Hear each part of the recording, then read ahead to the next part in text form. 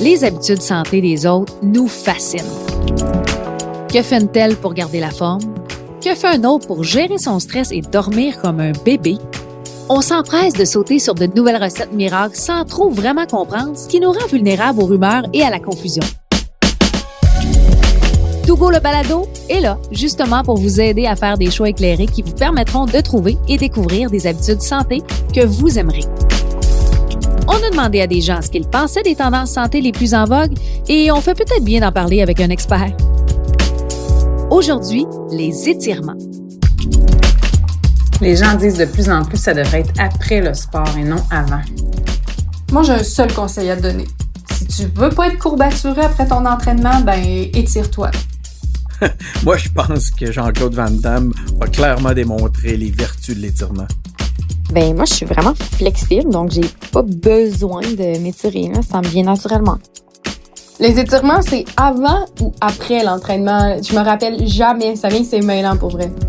Les étirements, c'est vraiment important avant de s'entraîner pour prévenir les blessures.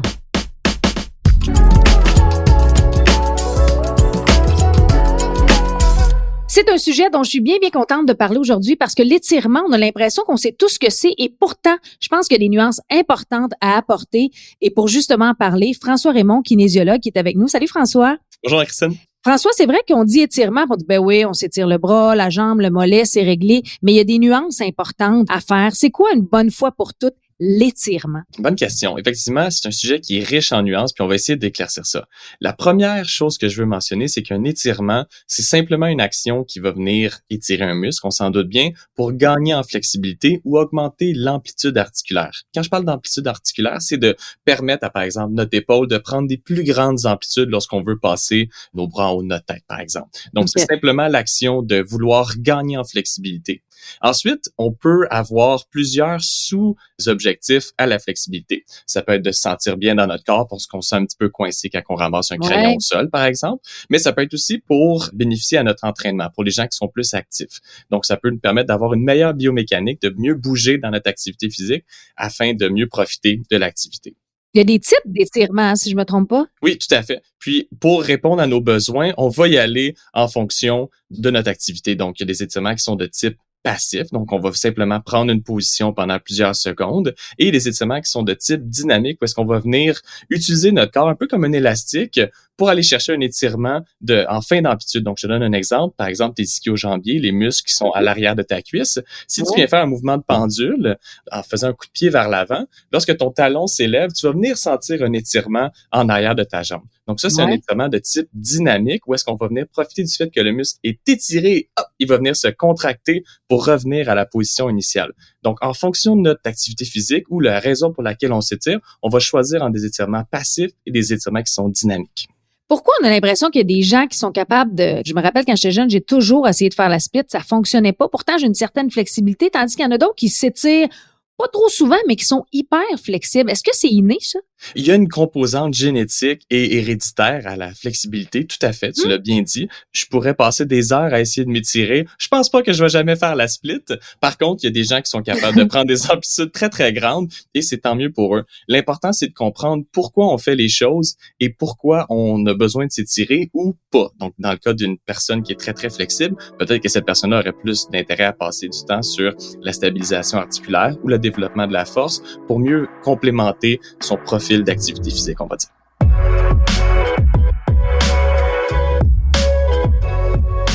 Il y a plein d'affaires que je veux savoir concernant l'étirement, mais je veux que tu m'expliques à la base, on a souvent tendance à confondre étirement et échauffement. C'est quoi la grande différence entre les deux? La grande différence vient de l'objectif. Donc, les étirements, on en a parlé. Le but, c'est d'augmenter notre amplitude articulaire. On veut être plus flexible. Mais pour l'échauffement, c'est de se préparer à l'activité physique qui approche. Donc, tu peux voir ton corps un peu comme une voiture froide stationnée à l'hiver à moins 30. Donc, ça serait un peu insensé de se dire, j'embarque dans ma voiture, je pars, puis si c'était sécuritaire, je roulerais jusqu'à 120 d'un coup. Tu sais. Ça serait un peu imprudent parce que tout le moteur est froid, puis puis tes pneus ont pas beaucoup d'adhérence, donc ça serait dangereux. Un peu la même chose avec ton corps. Donc, si par exemple, tu dis, bon, ben moi, je m'en vais jouer au tennis, si je veux me préparer, on pourrait commencer par exemple avec quelques petits mouvements et ensuite faire du mini-tennis. Donc, faire un tennis où est-ce qu'on n'est pas dans la pleine profondeur du terrain, qu'on est quelque part à la mi-chemin, et ça nous permettrait d'augmenter l'intensité progressivement. Donc, en résumé, le but de l'échauffement, c'est d'arriver à la porte de l'activité. Donc, plus l'activité est intense, plus on doit faire un échauffement qui est progressif et qui est intense, et plus l'activité est courte, moins on a besoin de s'échauffer. Donc, si je comprends bien, et dis-moi si je me trompe, là, mais c'est donc mieux de s'étirer avant l'exercice qu'après, ou ça dépend encore là du sport que tu vas faire? Ouais, ça dépend vraiment. Donc, il y a des moments où est-ce qu'on voudrait s'étirer avant un sport, puis il y a des moments où est-ce que je le recommanderais pas. Ah ouais, OK. Commençons avec les moments où est-ce qu'on voudrait s'étirer. Ouais. Pour les moments où est-ce qu'on voudrait s'étirer, c'est lorsque l'activité qu'on a besoin de faire nécessite des grandes amplitudes. Je pense à un golfeur, par exemple, qui veut faire un swing de golf, le classique. Mhm. Ça demande d'aller chercher une amplitude et une vitesse qui est quand même assez importante.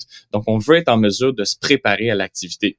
Au contraire, il y a des activités comme le vélo. Le vélo demande pas des grandes amplitudes et on peut progresser l'intensité relativement bien. Donc, je ferais pas d'étirement avant le vélo, mais je m'assurerais que les premières minutes du vélo, on fasse un échauffement. Donc, on augmente graduellement l'intensité et on se prépare à notre sortie qui est en cours. Tandis que la course à pied, on pourrait faire quelques exercices préparatoires. Je ferais pas d'étirement, mais je m'assurerais d'avoir un échauffement de qualité qui réplique certains des mouvements de la course à pied. On prépare nos structures à absorber le poids de notre corps sur plusieurs centaines de répétitions. Donc, on veut préparer nos structures, mais pas via des étirements, plus via un échauffement.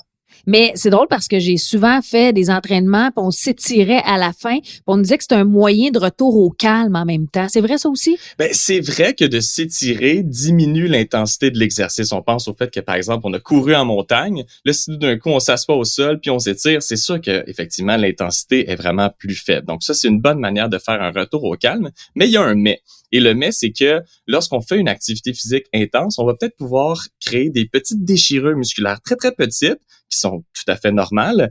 Mais lorsqu'on vient créer un étirement, on va peut-être augmenter ces lésions-là et ça va peut-être retarder notre guérison. Pense un peu à un t-shirt ou un chandail qui est un petit peu percé. Si on étire les fibres un petit peu percées du chandail, ben ça se peut que le trou augmente. Exactement. Donc, c'est le même principe. Donc, en travaillant notre flexibilité avec des étirements, on diminue notre risque de blessure? Pas vraiment. Donc, je fais une boucle pour te dire, si on vient de faire une activité physique où est-ce qu'on n'a pas créé trop de traumatisme, on sait qu'on sera pas raqué, comme on dit, on peut faire des étirements après parce qu'on sait que les muscles sont thermoréactifs. Donc, ils réagissent à la chaleur. Lorsque le muscle est chaud, il va mieux répondre à un étirement. Par contre, si on fait des étirements simplement dans le but de réduire nos blessures, on sait que ça ne fonctionne pas. Ça a été montré par la science assez clairement que les gens qui s'étirent plus n'ont pas nécessairement un moins grand risque de blessure. Les blessures se produisent surtout lorsque on fait une activité physique pour laquelle le corps n'était pas préparé ou lorsqu'on a des problèmes un peu de coordination inter- et intramusculaire. Ça va un petit peu dans les détails, mais c'est au fond, lorsqu'on n'est pas prêt à l'activité qu'on a plus de chances de se blesser.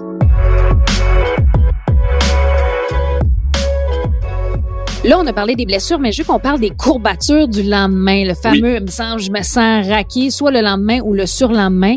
Est-ce que c'est tiré avant ou après, là, selon l'exercice? Ça diminue justement les risques d'avoir mal le lendemain? J'ai souvent entendu ça. J'aimerais beaucoup dire que oui, mais malheureusement, c'est pas le cas. Donc, si on veut réduire les courbatures, faut simplement faire des activités pour lesquelles on est prêt.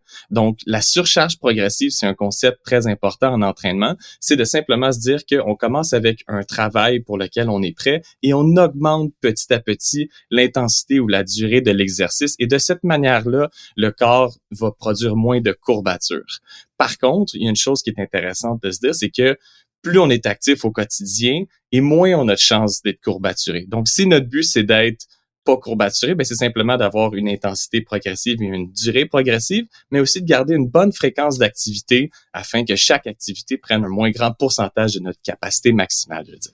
Donc, si on résume toute la discussion qu'on vient d'avoir en tant que kinésiologue, est-ce que tu nous conseilles de s'étirer? Est-ce que ça doit faire partie de notre quotidien, de notre routine finalement quand on s'entraîne ou même quand on s'entraîne pas?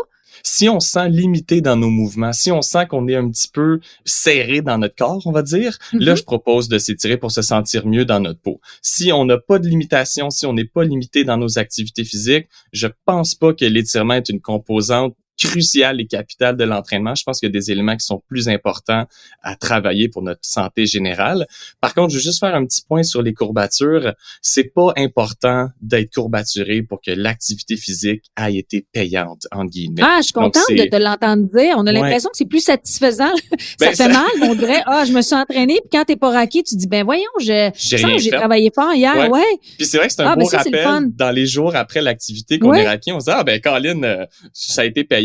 Mais les meilleurs athlètes de ce monde ne recherchent pas des courbatures parce que c'est signe qu'on est allé trop loin dans l'entraînement et que le corps ne va pas bénéficier autant de l'entraînement qu'il aurait pu. François, je veux juste revenir sur le côté hyperlaxe. Je le suis moi-même, mais on m'a souvent dit que s'étirer quand tu es hyperlaxe peut justement avoir un danger de trop s'étirer. Qu'est-ce que tu as envie de répondre à ça? On s'étire, mais jusqu'à un certain point?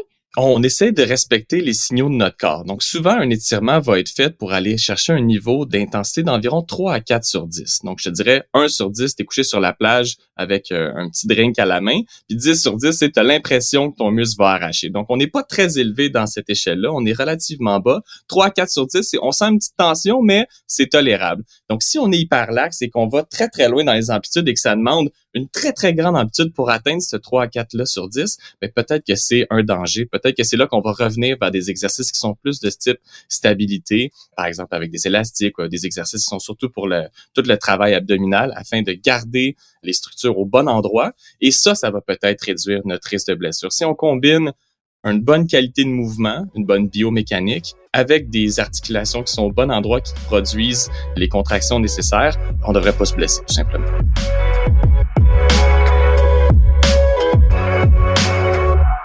François Raymond, kinésiologue, merci beaucoup de nous avoir éclairé sur un sujet qu'on a l'impression de vraiment connaître, l'étirement. Mais ce que je retiens, dis-moi si je me trompe, là, mais c'est étirez-vous, mais écoutez votre corps surtout, et ça dépend de quel sport on fait. Et l'autre chose que je retiens qui me rassure, c'est que si on n'est pas raqué le lendemain de notre entraînement, ça veut pas dire qu'on n'a pas travaillé. C'est bien ça? C'est un bon résumé? Oui, t'as bien fait tes devoirs. François, merci beaucoup d'avoir été avec nous. Puis à une prochaine, bien sûr. Et je vous invite aussi à un prochain épisode pour continuer à s'attaquer à d'autres rumeurs sur certaines tendances santé avec un expert. Et si vous avez aimé cet épisode, abonnez-vous bien sûr à Togo, le balado pour ne rien manquer via le site web montougo.ca, Apple Podcast, Google Podcast, Spotify ou encore sur Cube Radio. Et merci à vous, d'être là, de nous avoir écoutés et d'avoir été au rendez-vous. J'espère que vous en aurez appris autant que moi sur l'étirement. Ce balado est une présentation de montougo.ca, des habitudes santé que vous aimerez. À bientôt tout le monde!